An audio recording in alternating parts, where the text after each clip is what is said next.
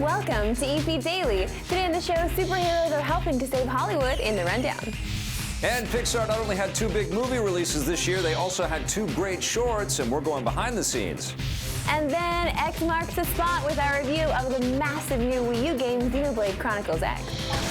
Now, melee attack. Also coming up, Blade co-creator Marv Wolfman shared his favorite Star Wars memory from the floor of this year's San Diego Comic-Con. We try to find the Lost Vikings on the Sega Genesis and much more today on EP Daily. Brought to you by EB Games. I'm your host, Marissa Roberto, bringing you the latest in everything cool every single day. Just a friendly reminder that EP Daily will no longer be on City and G4 Canada starting in 2016, but the best way you can support us is heading over to our YouTube page at youtube.com/EPNTV, where you can like and subscribe and send us nice comments if you wish, but right now it's the rundown.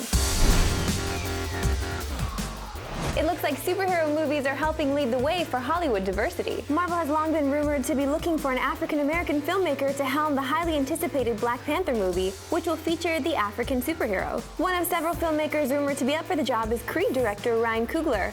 Although he hasn't signed on for the job, speaking with Screen Rant, he does admit that the film should have a black director. He says that, given the character's background, it would be easier for a black filmmaker to bring to life his cultural perspective. The Black Panther movie won't hit theaters until February 2018, but you don't have to wait that long to see him in action. Chadwick Boseman will make his debut as the character in Captain America: Civil War, which lands on May 6, 2016.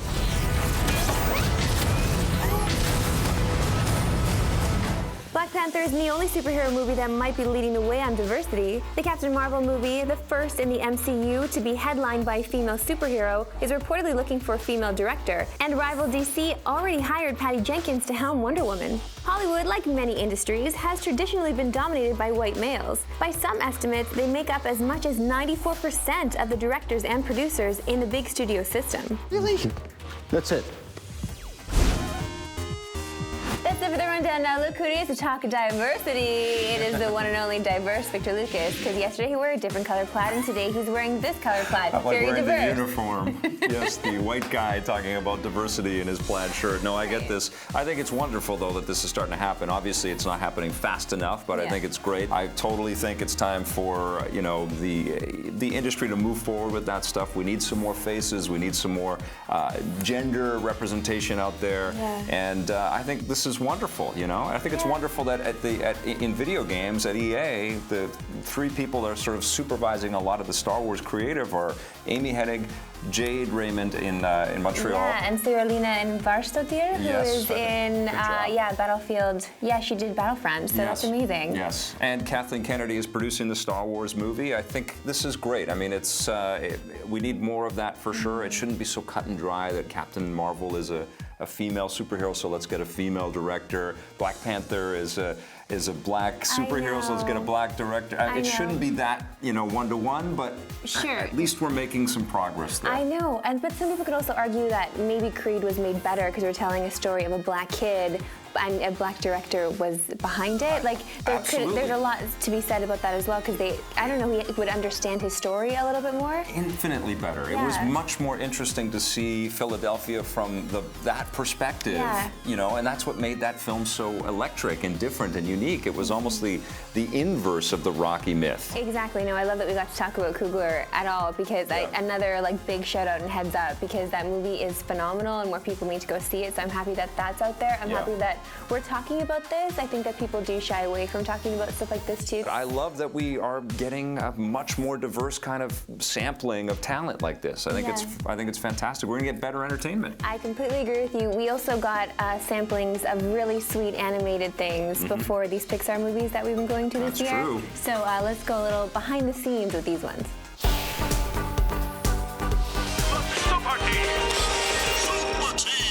The bonding that happens between a young boy and his father is frankly something I've never experienced for myself, but you do get a little bit of a taste in Sanjay's Super Team. So since this is your baby, essentially, Sanjay, why don't you tell me what this story is about?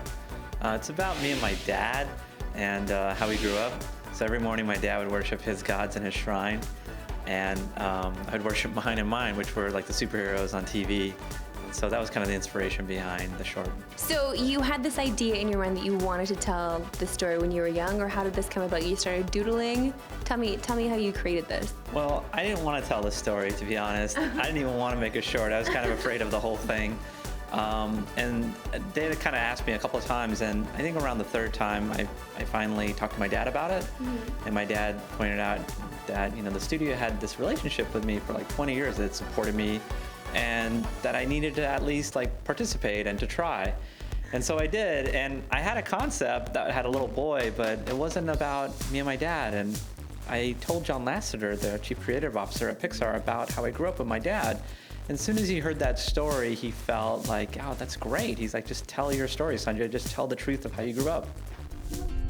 I have a dream I hope will come true. That you're here with me, and I'm here with you. Jim, I know we've just met, but I think it's safe to say that I'm pretty sure I love you. Would you say you love me too? I love you too. Absolutely.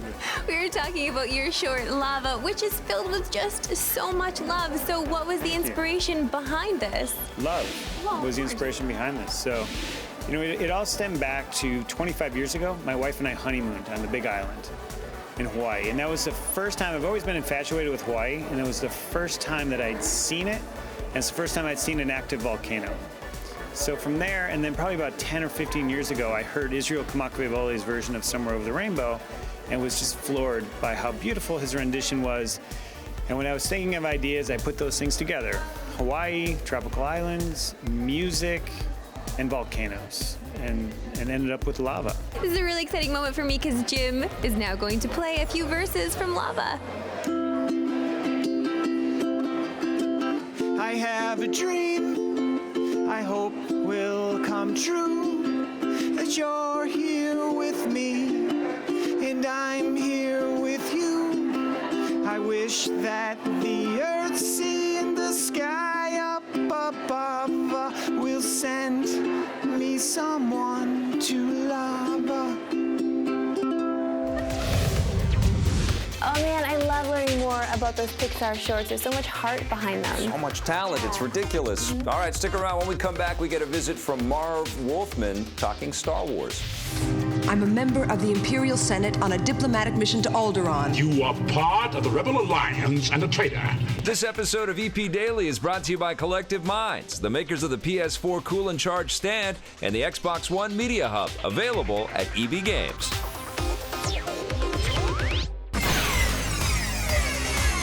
Hi, I'm Marv Wolfman. Star Wars Memories. I got a chance to see Star Wars about 3 to 4 weeks before it was released at a screening, and there were already people who had seen it 2 or 3 times in the line to see it at the screening theater, and none of us really knew what we were going to see, except that I had seen posters for it at Comic-Con. And went in and waited, and the crawl came up and that ship came out, and it was the greatest ship I had ever seen, and then came the big ship. And all of us just watched, dumbfounded, mouth open, staring at this thing, and it totally changed everyone's life forever. I want to know what happened to the plans they sent you. I don't know what you're talking about. I'm a member of the Imperial Senate on a diplomatic mission to Alderaan. You are part of the Rebel Alliance and a traitor. Take it away. A legendary comic writer on our show. I love that. Guess what? It's time for Victor Lucas Classic Cartridge Reviews. Yes. Let's take a look at what happens when Vikings get transported to an alien spaceship. That's right. This is the Lost Vikings. Classic cartridge time once again, everybody. Today we get a visit from our old friends, the Lost Vikings. This dates all the way back to 1992. How old were you in 1992? I don't think I should reveal that, but I was a wee lass. So we get introduced to them in a very funny way where we just get to see them exploring in the forest, going around the little world, then going back to their homes with their families. And then they go to sleep and get abducted by Which aliens. is why we should not go to sleep, because you never know what's going to happen once you go to sleep. It's very Trine-esque. If you've played Trine, that's the game with 3 different characters in it. Same thing here. You got 3 different Vikings, and they all have different strengths and different weaknesses. Yes, all of them do different things. So what you need to do is play each character so you can help each one out. I found that one of them really was the one that I enjoyed the most. The one who runs fast. Well, the one who runs fast was okay, but then it's the guy that actually can kill the enemies. Like, you need that Viking. That's right. So there's one that runs fast. Yeah. There's one that has a sword, and he makes the muscles. That's who I would be. He also has a bow and arrow. And he has a bow and arrow. And the third one is the guy with the shield who can also float.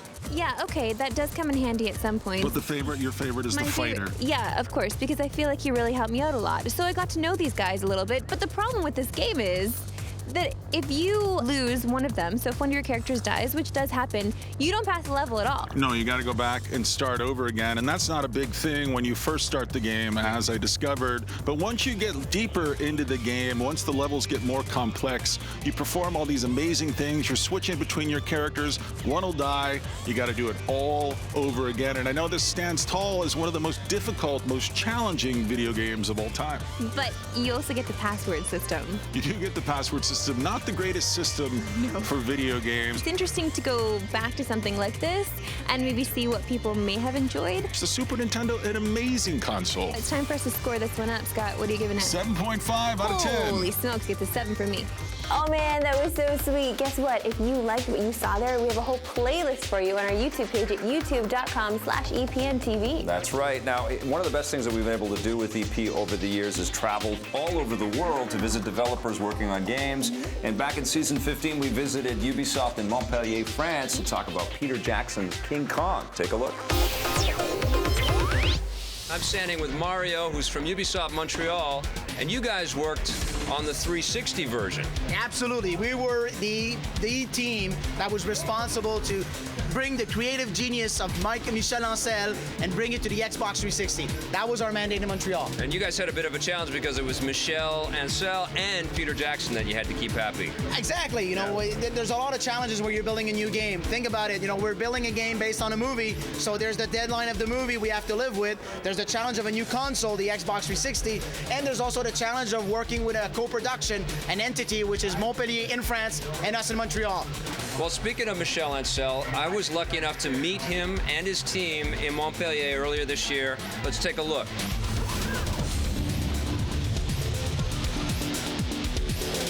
We're here in Montpellier, and I'm standing with Michel Ancel, who is the creative director for Peter Jackson's King Kong. And one of the coolest stories I've heard about this game is that Peter Jackson actually sought you out to help him make the game because he was such a big fan of Beyond Good and Evil. How did that make you feel? Yeah, it was quite a big surprise for me because when I met him, imagine it's 1 year ago, I was very stressed and I didn't knew that he played my game, you know.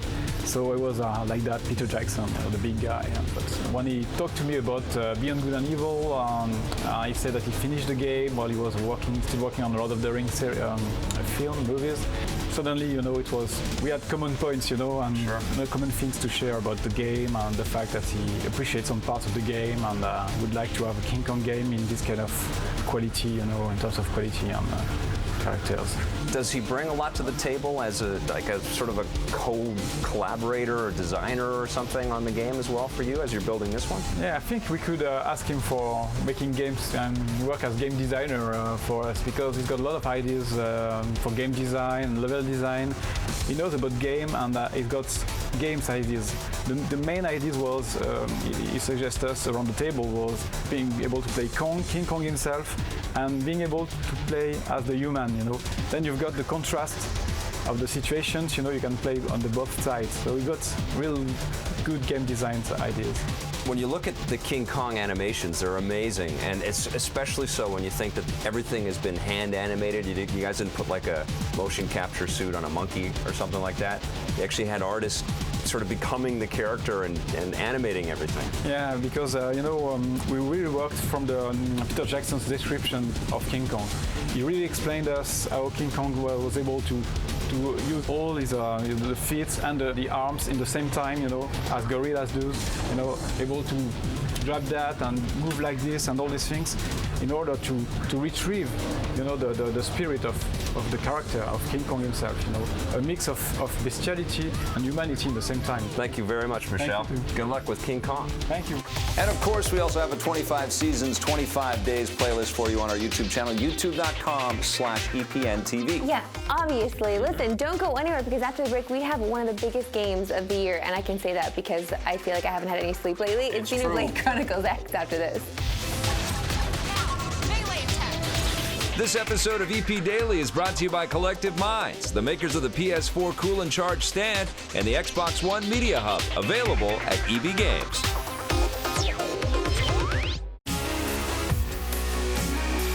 Welcome back to EP Daily. We've got a big one for you right now, don't we? Oh, she's a big one, all right. Here's Xenoblade Chronicles X.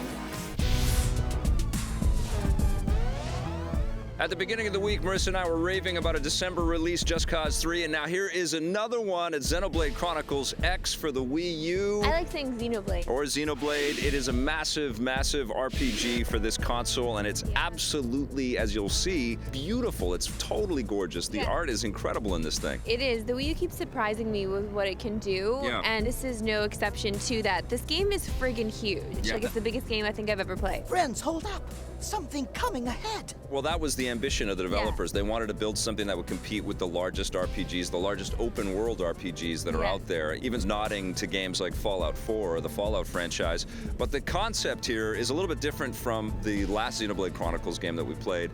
This is a totally different story, different take. It's still turn-based. It's almost MMO-based the way that they have it. And there are MMO connections here. You can play a little co-op multiplayer, and there's lots of sort of online threading throughout the experience. Earthlings have to leave Earth. Aliens are invading to get caught up in this galactic war, and they try to escape, but they crash land on a planet, and it is filled with continents that you have to explore. They build up a city in the remnants of their old crashed spaceship. And basically what you're tasked to do in the game is traipse around this massive world, explore it, mine it, get resources from it, and find other survivors and other sort of pieces of technology that you can bring back into your civilization. Well, yeah, you're trying to rebuild your race, really. You're trying to rebuild your culture here on a place that is not really your home, but you're trying to make it so. And you do feel that here with all the characters as well that you meet. And yes, all the characters that you meet, and you do collect them as well to be part of your party, they do follow all the JRPG tropes. I think there's nothing really... You start off with amnesia. You start off with amnesia, not knowing who you are. Check.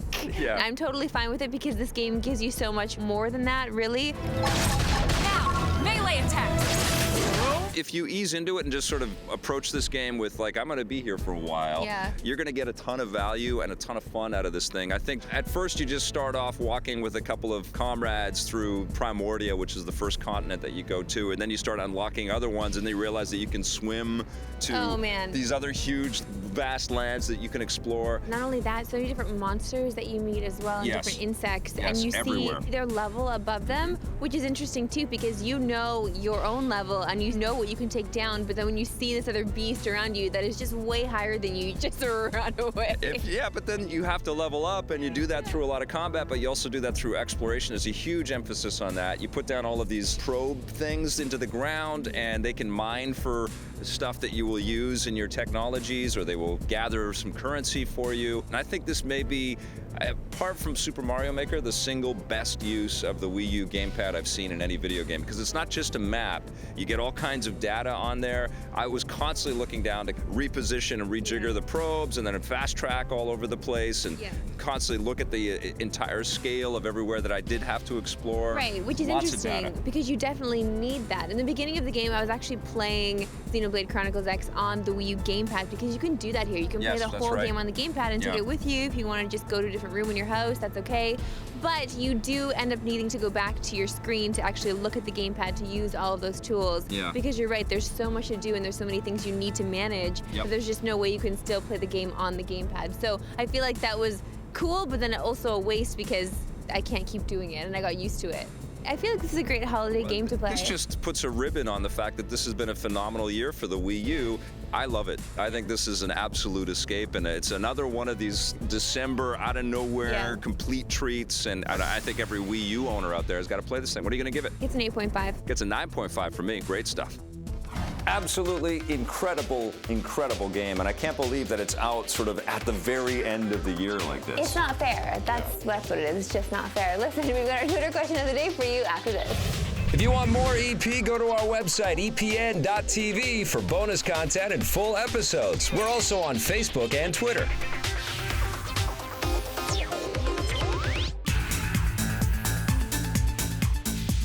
Welcome back to EP Daily. It's time for our Twitter question of the day. This one's from Biggs Lats. Hi, Biggs Lats. If you weren't a game reviewer and not working for a great show like EP, thank you very much, which games would you have purchased this year? Ooh, well, let me think. Maybe an Animal Crossing game? Animal Crossing. A brand new Animal Crossing 3DS? Yes, Maybe that. a Yoshi Woolly World? Exactly, Yes. that's right. Yes. Also Fallout, And for Super Mario. sure. Yes, sure, but those are like back. I just feel like all these games that have come out in this last I know. quarter, like all of these games Yes. basically. I totally would have bought Battlefront. Yeah. I did buy Batman. I bought the Batman PS4 with the Batman Arkham Knight Ooh, and Ori and the collection. Blind Forest. Yeah, I would have bought Ori and the Blind For sure. Forest. Yeah, I mean, So basically all of them. This is kind of rocket and ray gun reveal type stuff here that we're talking about. But yeah, it's been a great year for games, and that we are going to be in Toronto soon shooting the Rocket and Ray Gun Awards at FanFest for the CVA, so come out for that. Tomorrow. That's right, but good question. If you've got one for us, go to our website, epn.tv, or our YouTube channel. You can get caught up on all kinds of great stuff. That's at youtube.com/EPNTV. We got more coming for you in the next episode of EP Daily, so that's next week. We're talking XCOM 2. Thanks for watching. Bye. EP would like to thank its sponsors, Nintendo, Xbox. EP's mobile coverage is brought to you by Gameloft, makers of Asphalt 8 Airborne, which you can play on your Android or iOS device for free right now. The world takes place 20 years after the events of Enemy Unknown, and you lost.